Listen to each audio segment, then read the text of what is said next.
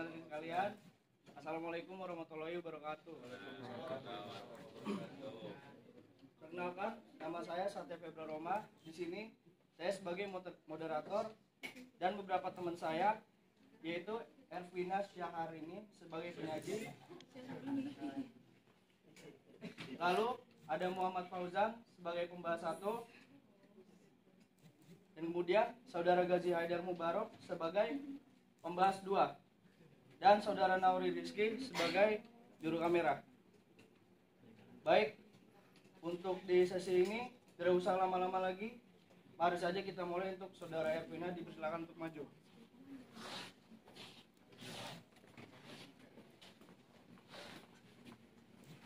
Baik, terima kasih moderator. Sebelumnya izin Bapak, izin rekan-rekan, perkenalkan nama saya Ervina Syaharani, NIT 23324658. Di sini saya menjadi penyaji sesi 3 di materi B3. Saya akan memaparkan beberapa poin yang sudah saya ambil dari materi B3.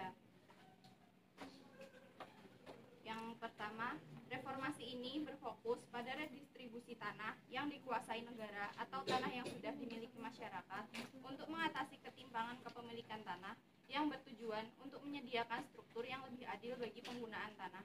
Yang kedua, subjek reforma agraria merujuk pada penerima tanah redistribusi atau TORA, termasuk individu, kelompok masyarakat dengan kepemilikan tanah bersama, atau badan hukum seperti koperasi. Yang ketiga, reformasi ini mencakup upaya untuk melegalkan kepemilikan tanah, khususnya untuk tanah yang diperoleh melalui transmigrasi atau tanah yang belum bersertifikat, memastikan hak atas tanah yang jelas dan formal bagi penerima manfaat. Yang keempat, komponen kunci utama dari reformasi ini adalah peningkatan akses terhadap modal, akses pasar, sumber daya teknologi, dan bentuk dukungan lainnya untuk membantu penerima manfaat redistribusi tanah meningkatkan penghidupan mereka. Yang kelima, reformasi ini dikelola oleh beberapa badan termasuk Tim Reforma Agraria Nasional dan komite lokal yang memastikan koordinasi dan pemantauan proses reformasi di berbagai tingkat pemerintahan. Sekian, saya kembalikan ke moderator. Terima kasih. Itulah beberapa poin yang dapat disampaikan oleh saudari penyaji. Kemudian selanjutnya dipersilakan kepada pembahas 1, Saudara Fauzan, untuk maju ke depan.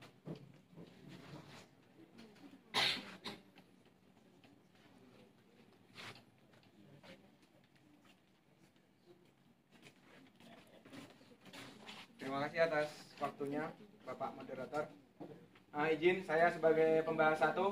Di sini saya akan membahas pada poin kedua, yaitu subjek reforma agraria merujuk pada penerima tanah redistribusi atau TORA, termasuk individu, kelompok masyarakat dengan kepemilikan tanah bersama atau badan hukum seperti koperasi. Penerima ini harus memenuhi kriteria tertentu. Subjek TORA ini telah diatur dalam Perpres nomor 86 tahun 2018 tentang reforma agraria pada pasal 6, 7, 10 dan 11. Di sini saya akan menanggapi ada 2 hal, yaitu tanggapan positif dan negatif. Yang tanggapan positif yaitu dilihat dari subjek penerima TORA tadi. Kebijakan ini mencerminkan keadilan sosial dengan memberikan akses kepemilikan tanah kepada kelompok yang membutuhkan, seperti petani kecil, masyarakat adat, atau koperasi, sehingga mendukung pembangunan wilayah yang merata dan berkelanjutan. Selain itu, pengakuan hak atas tanah ulayat memperkuat legitimasi hukum bagi masyarakat adat.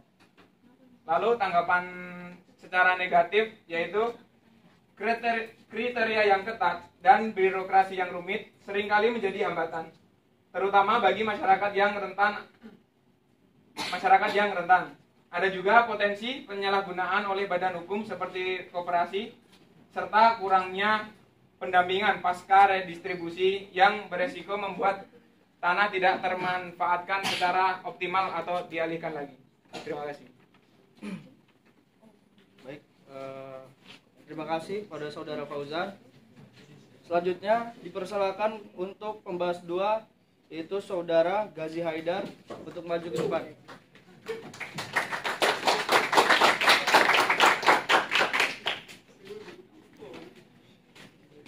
Terima kasih untuk moderator. Di sini saya akan mengambil poin 5 tentang reforma ini dikelola oleh beberapa badan termasuk Reforma Agraria Nasional dan Komite Lokal yang memastikan koordinasi dan pemantauan proses reforma di berbagai tingkat pemerintah. Langsung saja poin 5 ini menekankan bahwa pentingnya koordinasi antar pihak dalam pelaksanaan reforma agraria dan dengan adanya kolaborasi yang baik antara tim reforma agraria, pemerintah, dan masyarakat, kita dapat memastikan bahwa proses redistribusi tanah berjalan lebih efektif dan adil. Koordinasi juga membantu mengidentifikasi tantangan yang kita hadapi dan juga merumuskan solusi yang tepat sehingga meningkatkan kesejahteraan masyarakat dan juga keadilan sosial, memperkuat kepercayaan masyarakat terhadap pemerintah dan meningkatkan partisipasi aktif dalam beberapa program reforma yang ada. Ada juga kendala utama dalam reforma ini.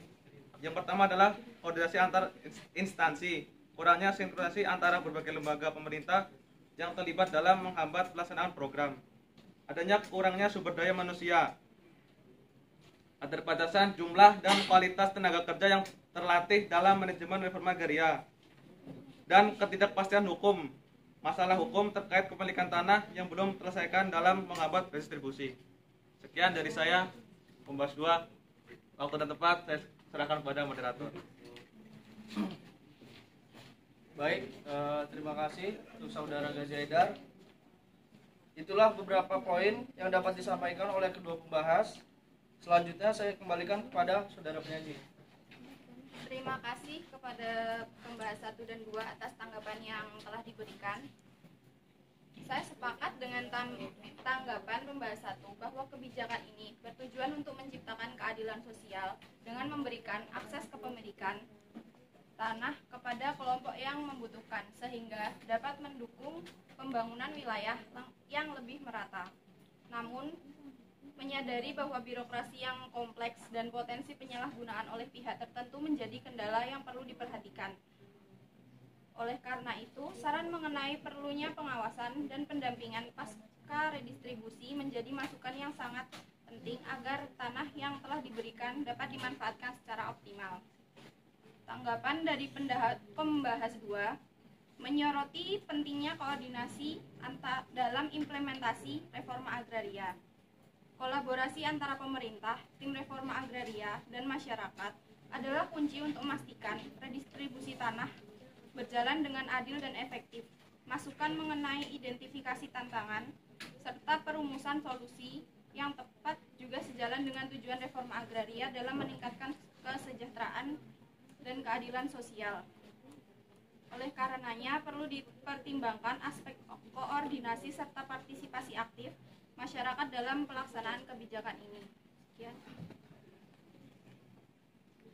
Baik, itulah beberapa paparan yang bisa kami sampaikan di sesi 3 ini. Jika ada kata-kata yang kurang mengenakan dan kurang lebihnya, mohon maaf. Wassalamualaikum warahmatullahi wabarakatuh.